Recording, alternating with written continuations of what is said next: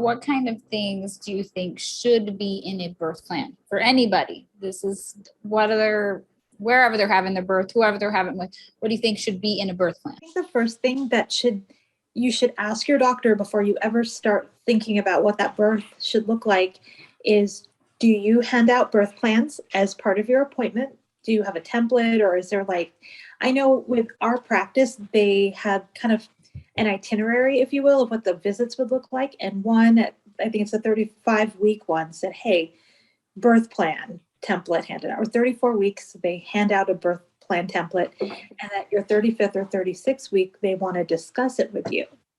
So it may be something that your doctor does want to see and wants to talk to you about. So find out first if that's going to be part of your appointment, and be willing not to think and overthink what that birth plan is going to look like, because you might find out everything you need to know just talking with your doctor. Something that I personally think, not necessarily for the birth plan, when it comes to your appointments with your doctor, I do think, you shouldn't obsess over it, and don't make your communications, don't bring it up at every appointment, because your doctor is capable of hearing it once and remembering it forever.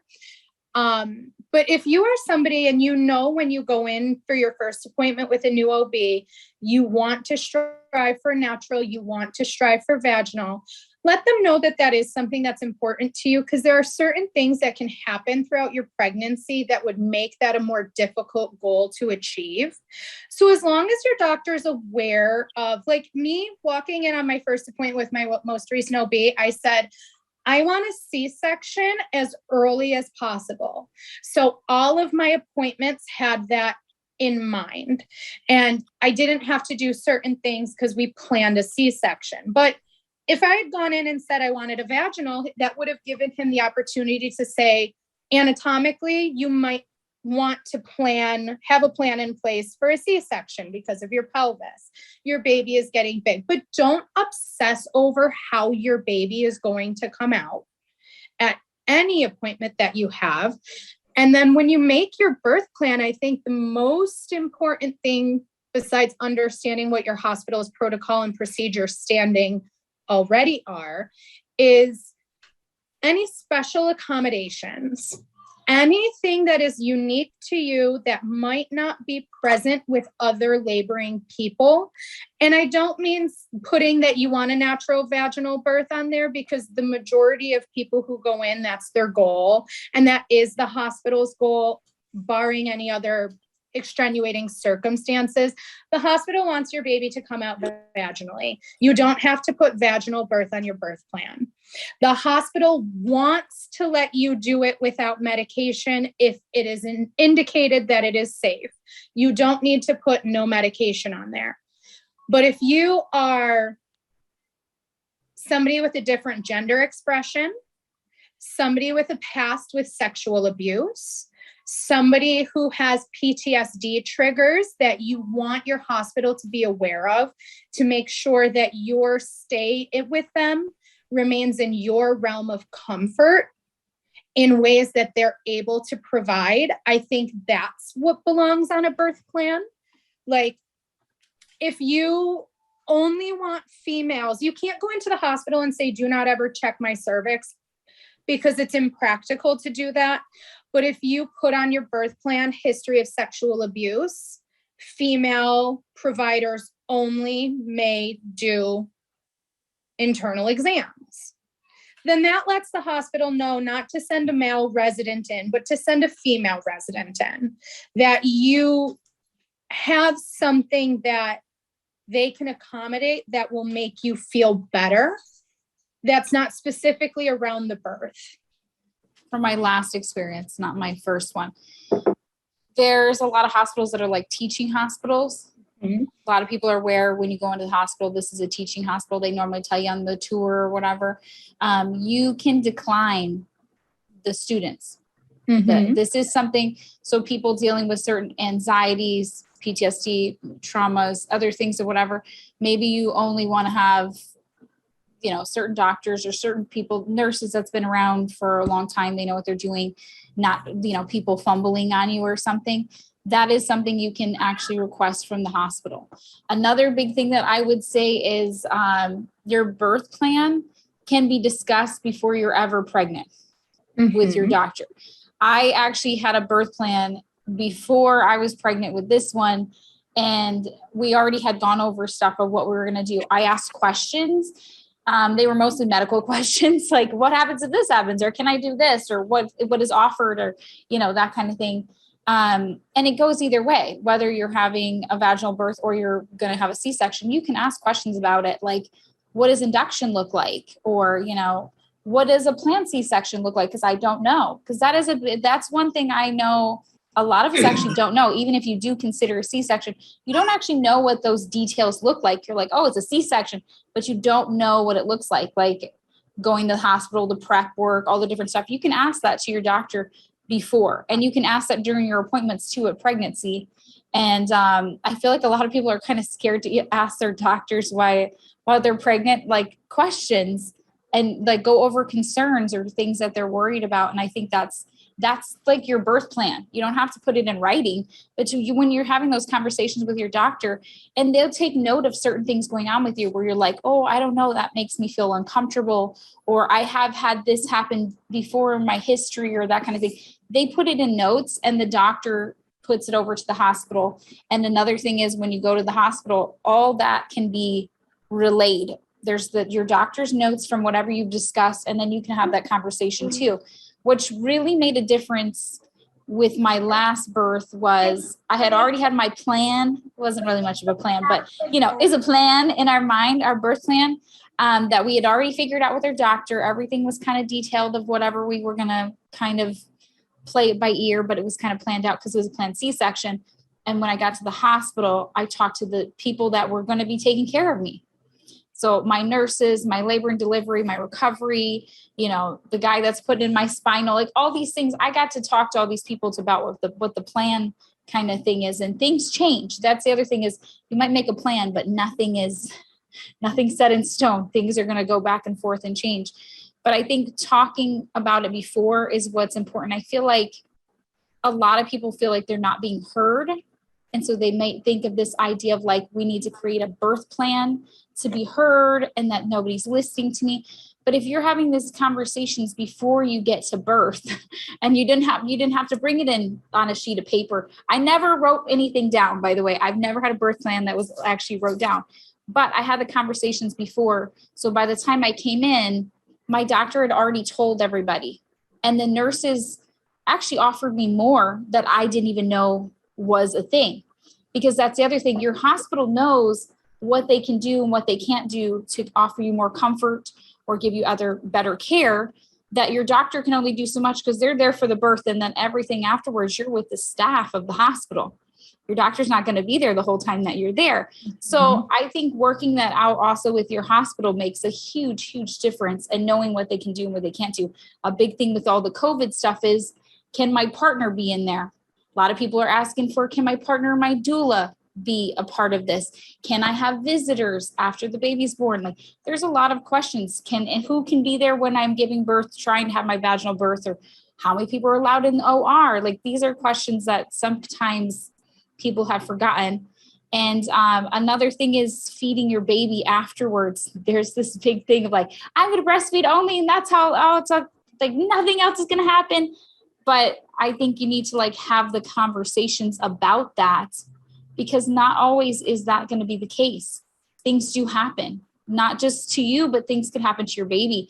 Your kid could go off for a little while, and that you miss that time of whatever. And guess what? Your kid got a bottle. Like, stuff happened. Not to fret, because you can still feed them. But in your mind, if you're thinking only breastfeeding, but your kid just got a bottle in the little special care unit over there, but now you got back your baby.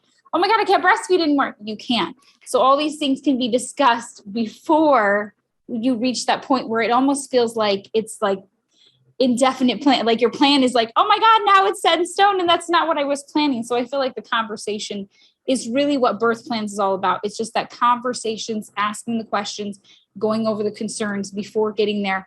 If it makes you feel better, write it out, type it out, give it to them. They can put it in your charts or whatever, but know that not always are they going to be read? And having one that's like this giant or 6 pages, what have we learned from having a doctor come on here?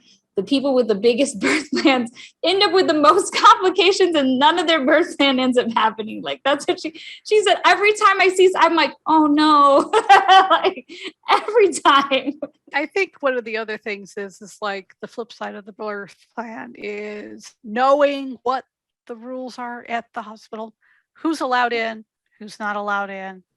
I mean, there are people who are like, I want my child to be there. I'm like, nobody else wants your child to be there because they've got you as a patient. They do not want to have a minor anywhere in the room because somebody has to take care of them. And if that someone's taking care of them, then that's a full-time job, no matter what they think. It's like, leave the kids at home, unless you have no other choice. The other one is things you should know about hospital protocol. If anyone does anything patient care related with you, they should come in, they should introduce themselves, their ID badge should be visible, you should be able to read it, they should ask your name and verify your identity. Every time. I don't care if you saw them 5 times in the past hour, they walk in, they should say, are you Danielle? Are you Marissa? Are you Madison? They should check your little badge. Make sure that's nobody has switched places with you while they weren't looking. I'm not kidding. One of the things they do now at the pediatric hospital is when they admit you, your patient, I'm sorry, not you, your child, they take a picture of them. Smart. Yeah. That's really smart. That's the kid. Yeah. So yeah, the hospitals have some procedures you should be aware of, but you also should be aware of that if the staff is cutting corners or getting sloppy, you're allowed to call them on it. That's your safety as a patient at risk. Something I think that gets misconstrued with the birth plan thing that really is ignored in other realms is that if it's something that you're putting on your birth plan that you wouldn't put on a plan if you were in the hospital for something other than childbirth, as counterintuitive as that sounds, it probably doesn't really belong on a birth plan, because the labor and delivery staff know how the job is done. And as unique and as wonderful and as special as we all are as individuals, the signs of a baby in distress are the same across the board in most situations. The sign of a mother in distress are the same across the board in most situations. So the hospital staff knows how to look for the things that you couldn't even imagine. And imagine if you went into work one day and you had a new supervisor who had never done the job before, and they had a whole page of demands back in front telling you how to do your job. And most of it is stuff you already know. Most of it is stuff that is your goal. And the rest of it is stuff that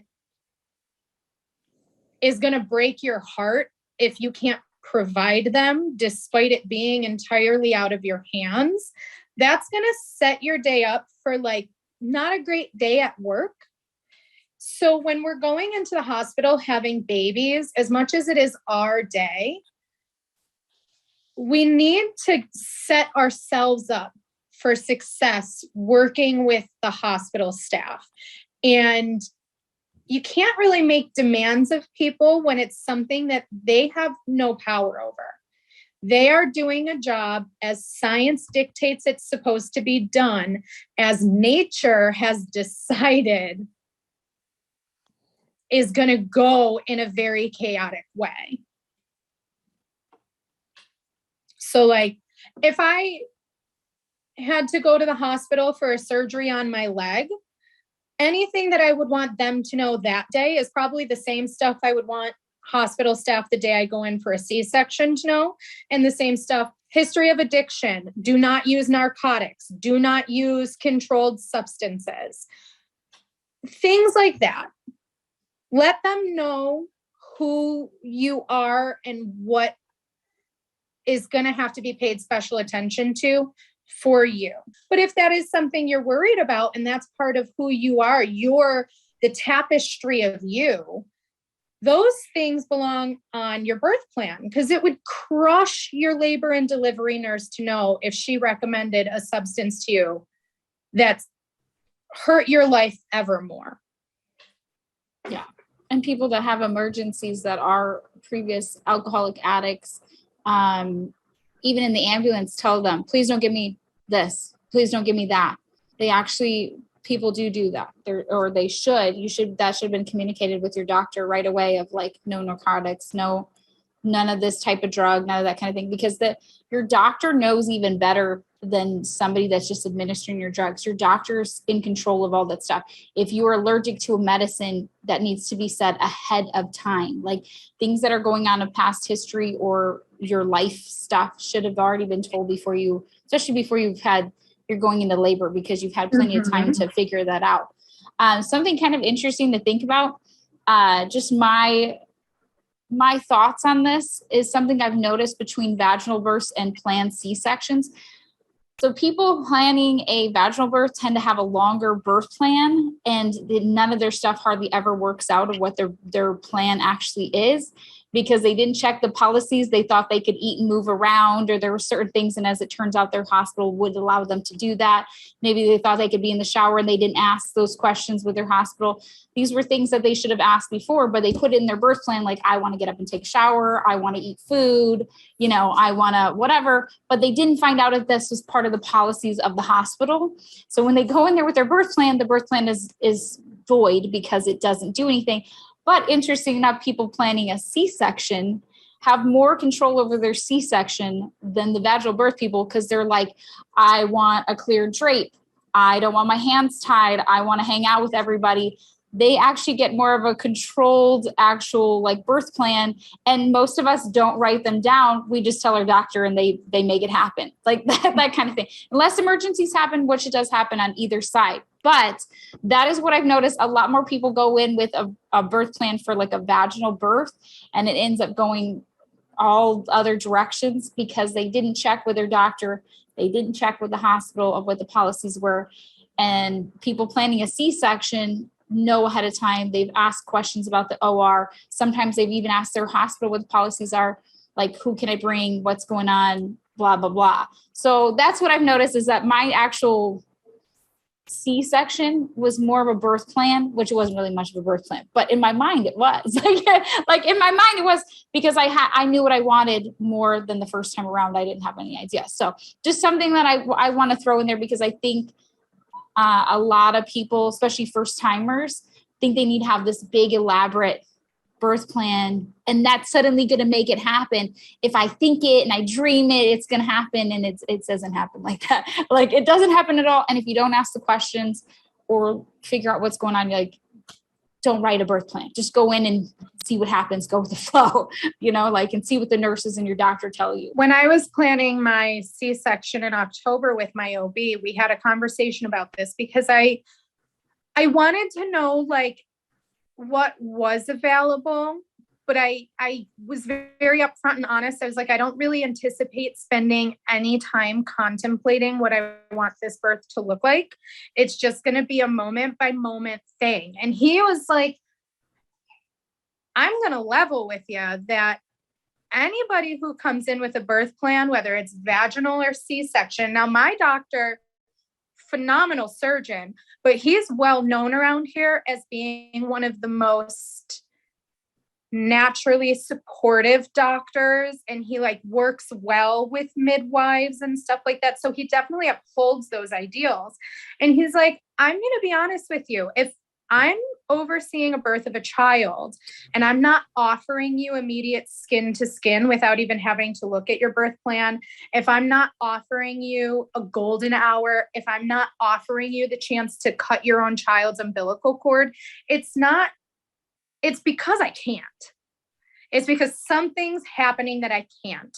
All of those things are just part of my treatment as a doctor. Is I want you to have immediate skin to skin. I want, if you're not on an epidural, I want you up and walking around if that's what's comfortable to you. So I think that's one of the problems with birth plans, is that they take people who are on the same page and make it seem like they're not. And like, you have to go in and advocate for yourself for things, especially with the breastfeeding. There's so many complaints now from the formula feeding world that the breastfeeding is so pushed in hospitals. The pendulum has very much swung in the other direction when it comes to breastfeeding, where honestly, if you don't plan to breastfeed, I would put that on a birth plan before I would put the goal to breastfeed, because the hospital wants you to breastfeed if it's possible. That's their goal. So if you want to formula feed, that is something you might have to advocate for. And you might have to say, look, I did my research. I've made my choice that is the best for my family. And this is the decision I will be sticking with. So understand what your doctor's offering. If your hospital, like you said, the getting up and walking and eating during labor, if your hospital doesn't offer those things, ask them why. A lot of the times we are put off by an idea simply because we don't understand it and we don't know what the reasoning is. And you can have a doula tell you all the time, well, they don't let you eat in labor because if you wind up in a C-section, you might aspirate. Well, have an anesthesiologist tell you why having food in your stomach in case of an emergency is a bad thing. And then once you've had those conversations, make your decisions. I was going to add something too about birth plans. They're not documents. They're not part of your chart. They're a piece of paper of preferences. And it's really important to realize that, you know, there are things that are very important. But to the staff, you know, they kind of know what they need to know about how things will unfold if there's an emergency and looking at what the plan of care is. So, you know, they're not rolling their eyes at your birth plan. It's just, you know, that's a wish list. Try to understand it from their perspective. It's a wish list. And they would like all those good things for you too, because they just want everyone to go home, be healthy, and take their baby with them. That's what the plan is. It shouldn't be an antagonistic relationship. Shouldn't set you up to fight with your provider or your team. Obviously, my big regret of my previous 2 childbirthing experiences is what led me to meeting you guys in the first place, which was losing John. That's my big regret. But when I realized that all of that happened because I wanted to feel like I had control over a situation that I never was going to have control over. When I think about the fact that I was led down that path by people telling me that I could have power over nature. And really the only people who have any hope of having power over nature are surgeons and doctors and medicines.